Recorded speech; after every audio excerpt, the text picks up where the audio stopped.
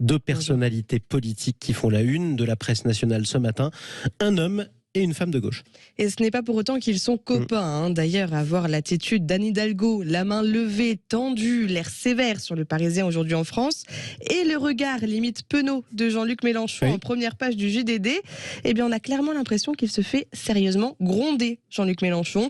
Et une remontrance écrite en gros titre du Parisien, LFI n'est pas un parti démocratique. Oui, ça c'est le reproche qui lui est souvent adressé. Revenons à la maire de Paris.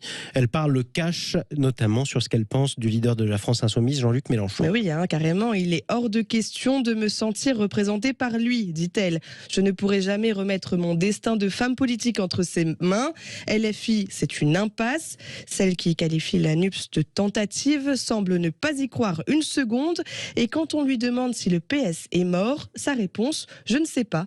Elle n'est pas des plus optimistes. Le JDD, lui, est même très pessimiste et demande dans son titre « Mélenchon, bientôt la retraite ». Parle-t-il de la carrière politique de l'homme ou alors du conflit social qui se dessine avec la réforme des retraites?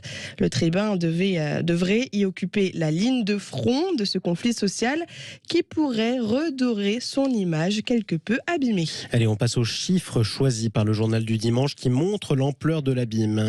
D'abord un symbole, les résultats d'audience jeudi soir sur France 2, à peine plus d'1 million de téléspectateurs devant l'émission qui en avait réuni plus de 4,7 millions pour Emmanuel Macron.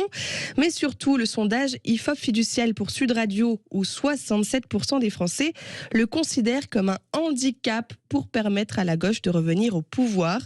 Et Mélenchon en prend plein la figure. Si la gauche revient au pouvoir, en tout cas, ce ne sera pas sur un malentendu, déclara Anne Hidalgo, retour dans le Parisien aujourd'hui en France. Il faut vraiment qu'elle travaille, assène la maire de Paris.